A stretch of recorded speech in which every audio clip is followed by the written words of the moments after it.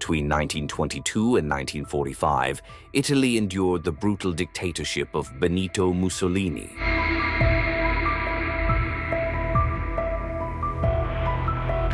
Through violence, intimidation, and manipulation, Mussolini seized power, dismantled Italy's post-World War I democracy, and established a totalitarian regime that mercilessly crushed opposition.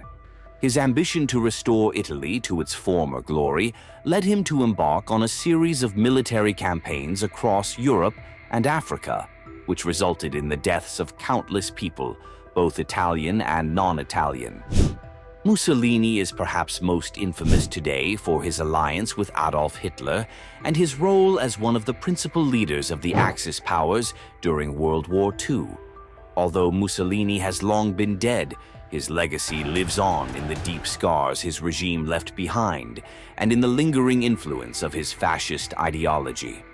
In this video, we'll delve into the many diabolical actions Mussolini undertook to establish and maintain his position as Il Duce, the leader of Italy. If you find this video compelling, please like and subscribe to our growing channel. Early life and influences. Mussolini was born on July 29, 1883, in Predappio, Italy. His father was a committed socialist, while his mother was a devout Catholic. This juxtaposition of economic socialism and social traditionalism may help explain the radical path Mussolini would later take. As a child, Mussolini was difficult, displaying rebellious and violent tendencies. He was expelled from several schools for fighting with other students and even staff members. In one incident, he was expelled for stabbing another boy with a penknife during an argument. As a boy, Mussolini was a rebel. He was intolerant and very quarrelsome. Relationships with his peers were often violent. At home, Mussolini was steeped in his father's socialist politics. While assisting his father in his workshop, he absorbed criticisms of the government and was inspired by visions of a socialist future. As he grew older, Mussolini began attending socialist meetings and developed a network of friends within the socialist movement. These early political engagements sowed the seeds of the political ambition that would one day lead to his rise to power. The radicalization in Switzerland. In 1902, at the age of 19, Mussolini emigrated to Switzerland. There, he immersed himself in radical political ideas, advocating for direct action and violent resistance against established authorities. This period was crucial in shaping Mussolini's extremist views and his eventual turn toward fascism, a path that would have devastating consequences for Italy and the world. Mussolini's arrests and military service. He began advocating for these extreme tactics, which led to his arrest and deportation back to Italy in 1903 and again in 1904. After permanently returning to Italy, Mussolini served his 18 months of compulsory military service from 1905 to 1906. Following his service, he began editing and writing for various socialist publications, solidifying his position within the socialist movement. The importance of the Italian socialist movement.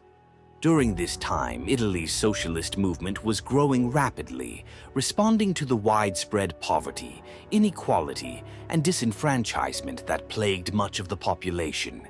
Mussolini's early involvement in socialism gave him a deep understanding of the power of mass movements and the role that ideology could play in shaping the destiny of a nation. This background would later inform his strategies for building and sustaining the fascist state. The shift from socialism to nationalism, rise to prominence. During the Libya campaign, Mussolini's rise to prominence occurred during Italy's invasion of Libya in 1911. Despite his own military background, Mussolini was a vehement critic of the war and even participated in anti-war riots. His outspoken opposition caught the attention of the authorities, leading to his arrest and a 5-month jail sentence. However, this only fueled his determination. In 1912, Mussolini was appointed editor of Italy's leading socialist newspaper, Avanti. Under his leadership, the paper's circulation skyrocketed from 20,000 to 100,000 daily readers, demonstrating his powerful ability to connect with the masses. A change of heart during World War I. Initially, like most socialists, Mussolini supported Italy's neutrality during World War I. However, as the war progressed, his views shifted dramatically. He began to see the war as an opportunity to ignite a revolution across Europe, believing that the old regimes would crumble under the weight of the conflict. By the end of 1914, Mussolini had become an ardent proponent of war, a stance that alienated him from his socialist comrades. Founding of Il Popolo d'Italia. In October 1914, Mussolini was suspended from his position as editor of Avanti due to his pro-war stance.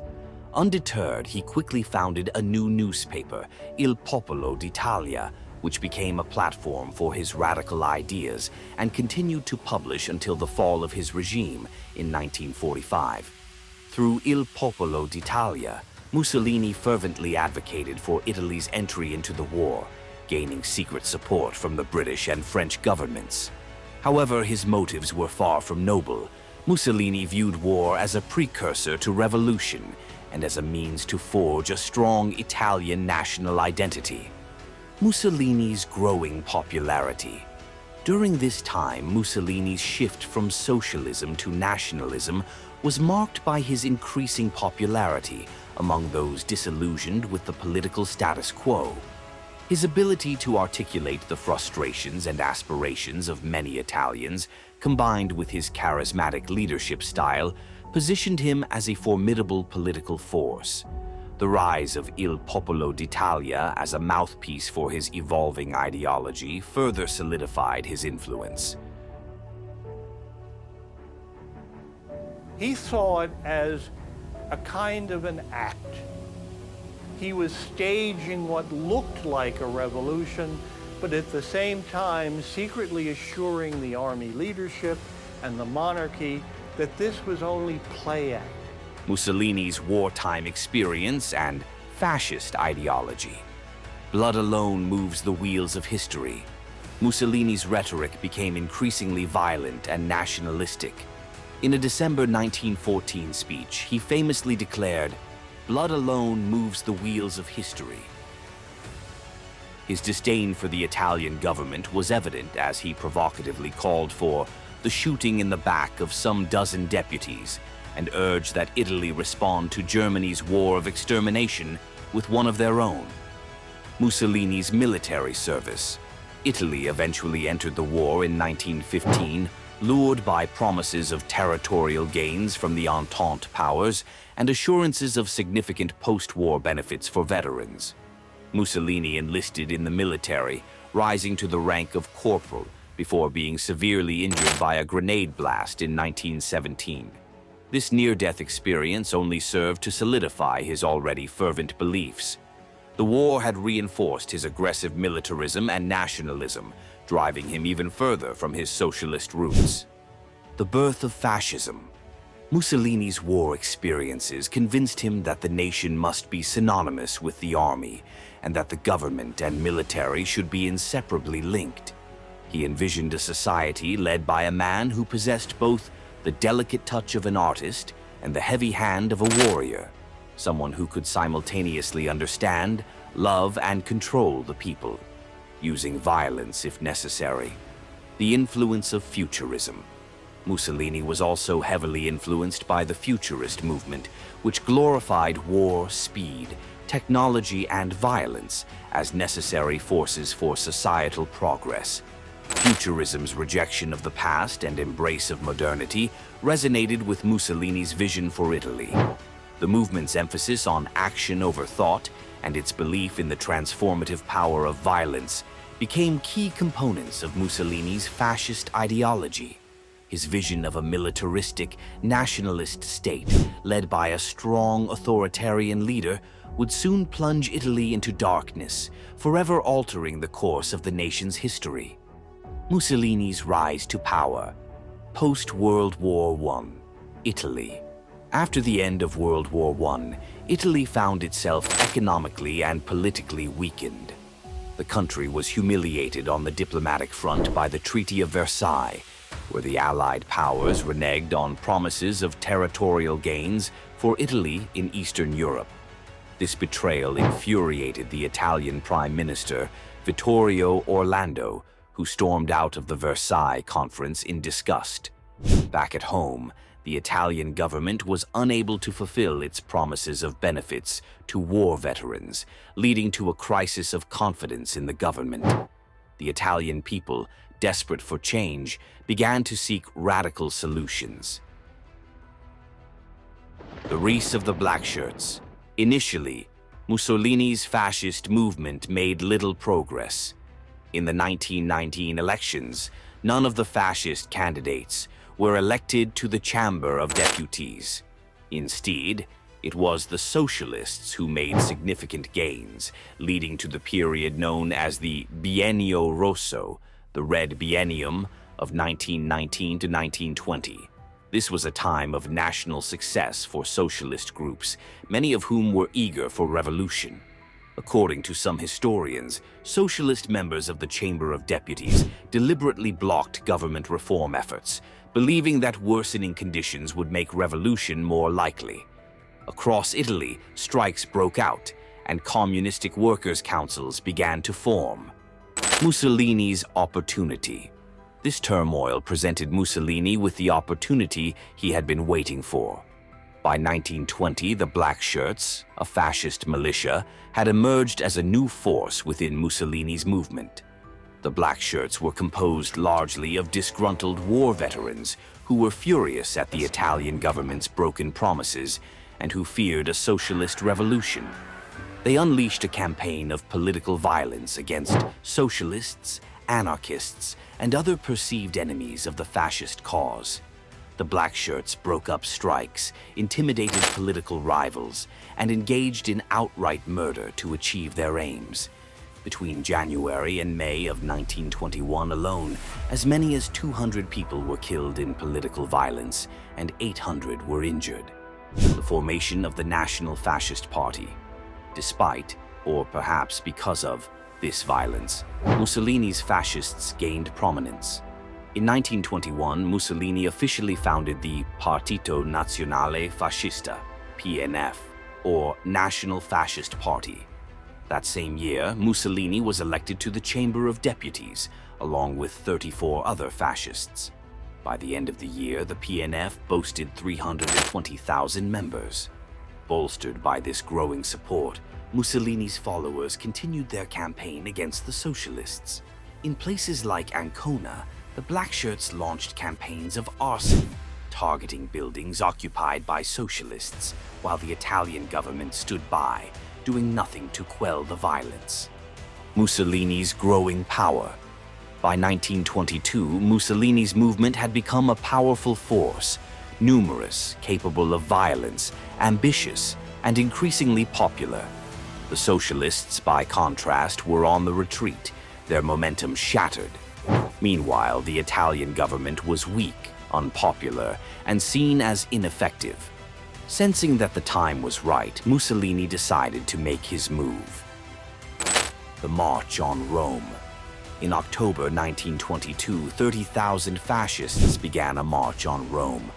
Mussolini himself stayed in Milan, leaving the leadership of the march to his subordinates. The Italian government panicked in the face of this show of force. The Prime Minister urgently requested permission from King Victor Emmanuel III to use lethal force against the fascists. However, the king refused, intimidated by Mussolini's threats of a massacre if the military opposed his forces. This hesitation would prove critical, as it opened the door for Mussolini to take power and establish his dictatorship, forever changing the course of Italian history. Mussolini, appointed prime minister. Furthermore, many within the military and much of the general public were sympathetic to the fascists. Faced with Mussolini's rising power, the government capitulated rather than resist. On October 31, 1922, at just 39 years old, Benito Mussolini was appointed Prime Minister of Italy. Though now in control of the government, Mussolini's position was initially precarious. Only 35 of the 400 deputies in parliament were fascists, so his power depended on a coalition with various right-wing and nationalist groups. However, this was not enough for Mussolini's ambitions. The consolidation of power, the Acerbo Law, and the 1924 election.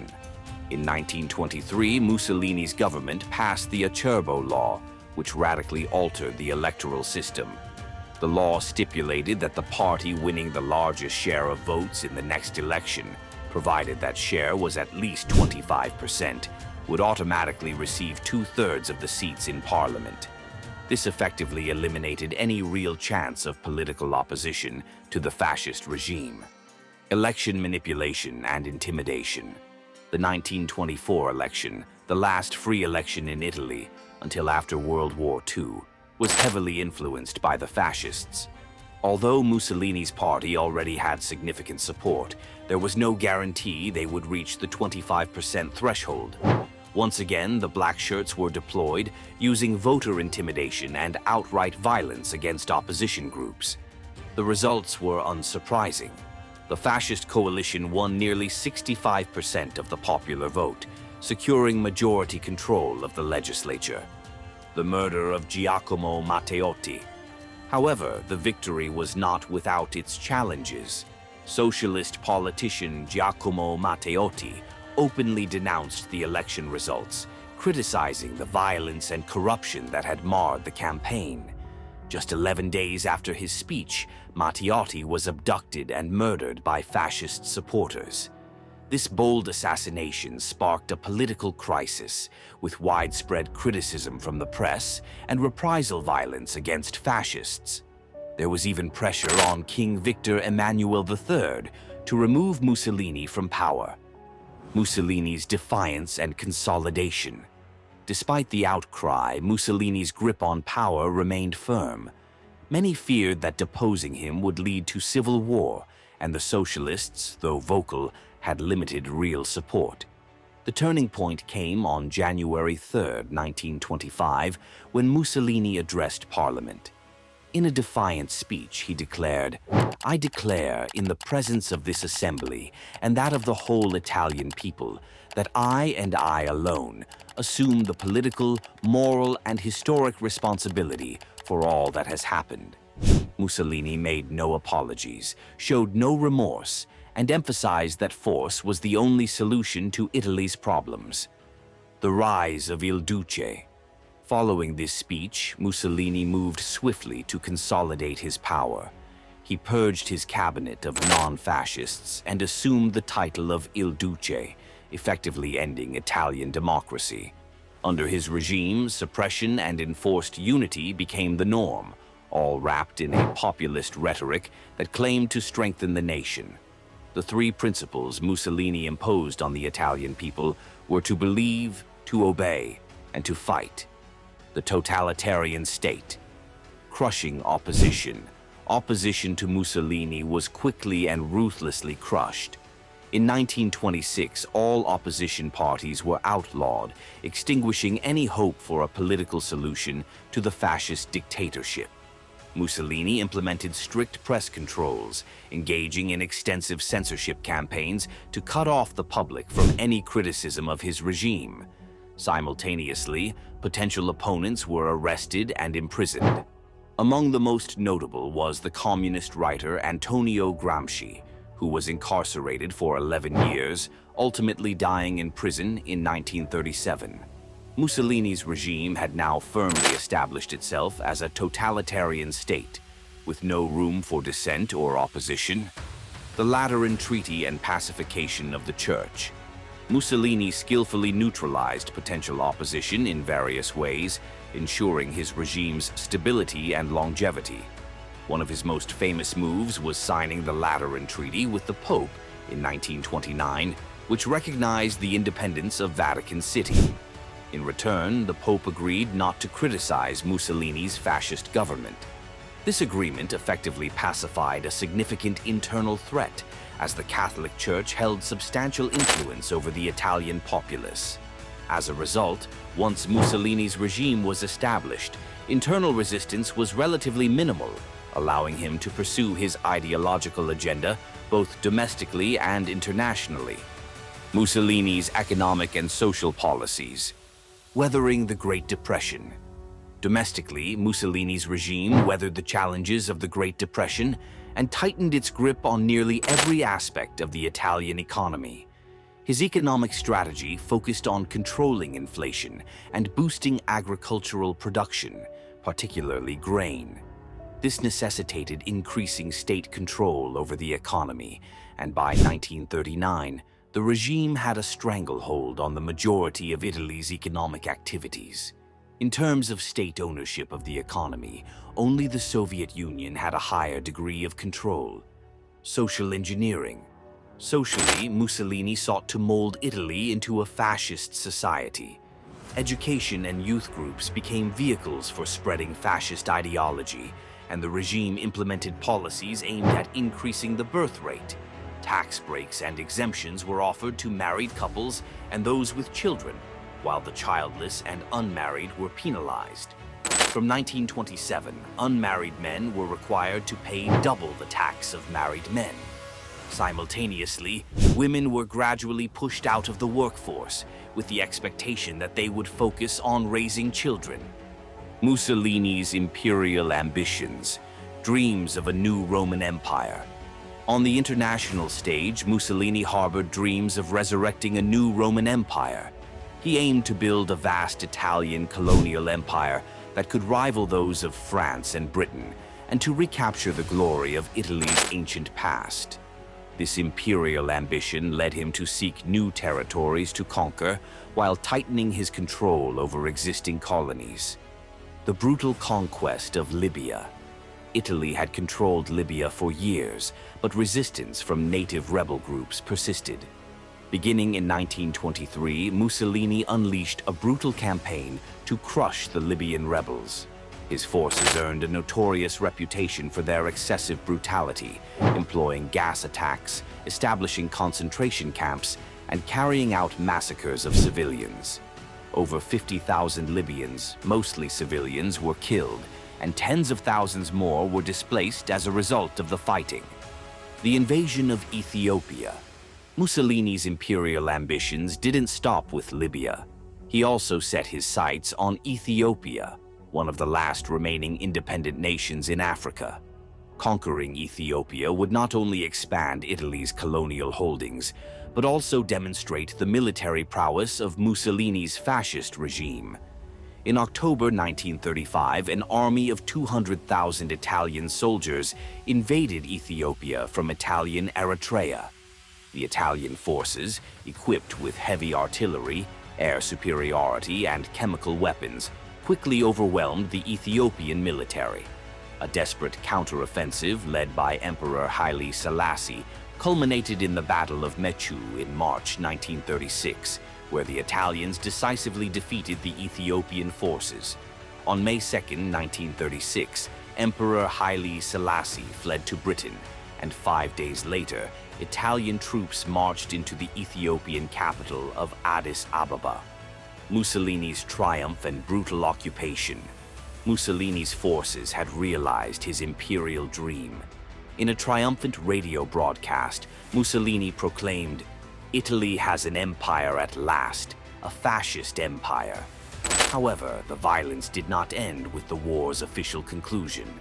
Ethiopian resistance persisted, leading to brutal reprisals by the occupying Italian forces. When an assassination attempt was made on the Viceroy of Italian East Africa in February 1937, Mussolini's troops responded with a massacre in Addis Ababa. Between February 19th and 21, Italian forces killed thousands of Ethiopian civilians in retaliation, with estimates ranging from 1,900 to as many as 30,000 deaths. The aftermath. The total death toll from the war and the subsequent occupation of Ethiopia is difficult to determine. but it is generally estimated that nearly 8% of Ethiopia's population was wiped out during Mussolini's brutal campaign. This period of Italian expansion under Mussolini left deep scars, both in Italy and in the regions subjected to his imperial ambitions, and stands as a testament to the destructive consequences of fascist ideology and militarism.